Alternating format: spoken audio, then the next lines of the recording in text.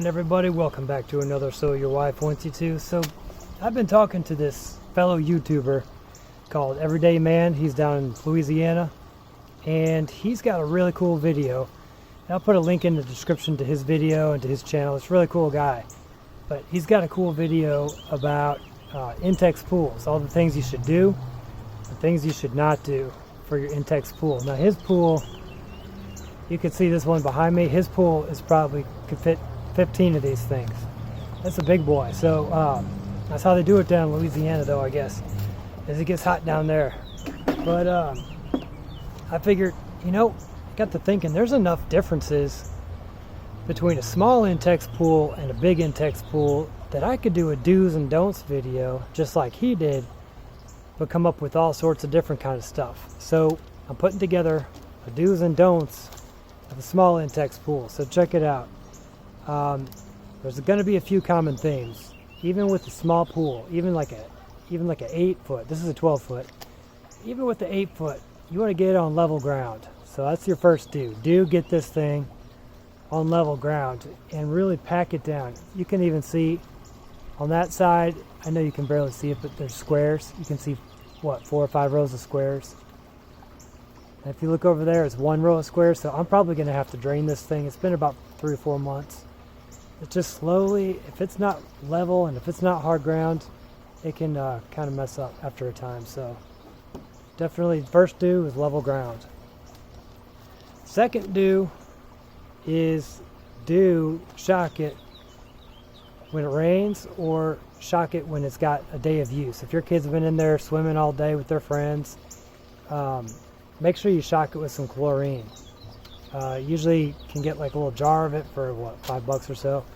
And with these little pools, you can get by with just, if you're buying like little packets of shock, a pound of it, you can get by with like half at a time, like half a pack at a time. There's also some little test strips. I'll put a link in the description for. You can monitor the chlorine level with that. So definitely shock it when it rains.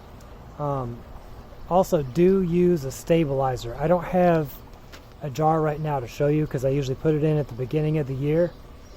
But there's a chemical called stabilizer, and it keeps the sunshine from breaking down your chlorine. So that's your third do, is do use a stabilizer. Fourth do, I got them written down here so I wouldn't forget.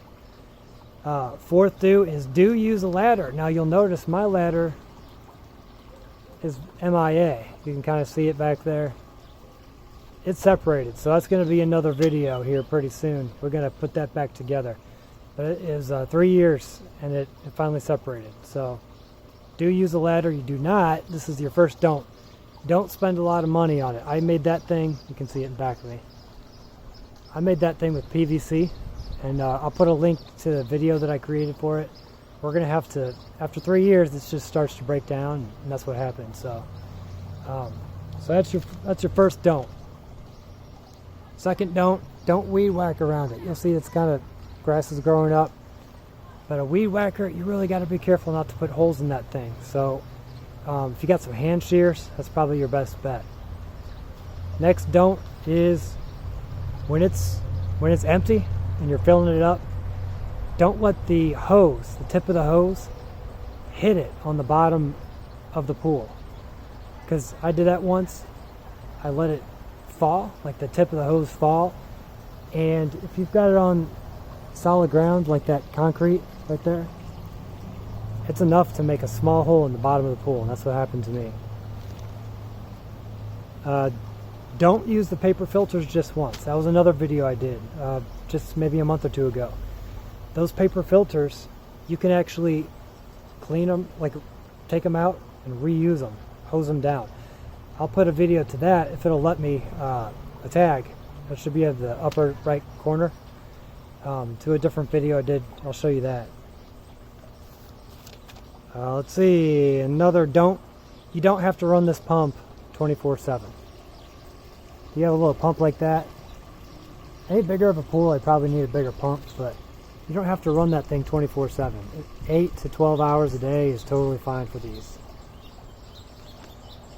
I do have 2 more bonus things here for you. So I have an undecided.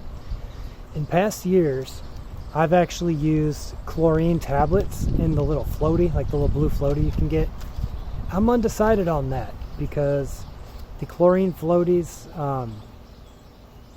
it really hasn't like grown anything, and I seem to get enough chlorine. If you shock it 2 or 3 times a week, it's not like the huge pools where it loses a lot of chlorine quickly. I'm able to keep a good chlorine, parts per million of chlorine up just with the shock. I found that I don't have to do the chlorine tablets. So undecided on that one. I'll let you guys decide. Maybe if you have more sunny days than I do. And the bonus is use torches and lights. You'll see the lights I've strung up everywhere. Make this thing look awesome. Take some pride in your pool. Decorate around it. Use it for entertainment. Show it off. You know, it's fun. It's a fun thing to have. So decorate the area around the pool. All right, guys. Links to Everyday Man. Thank you for the idea, and links to some descriptions to some products I have that I've talked about. I'll put links in the description for that. And that is all. So tell me, I'm sure there's tons that I've missed. So tell me what things you do or do not to your Intex pool. We'll catch you on the next video. Get back to work.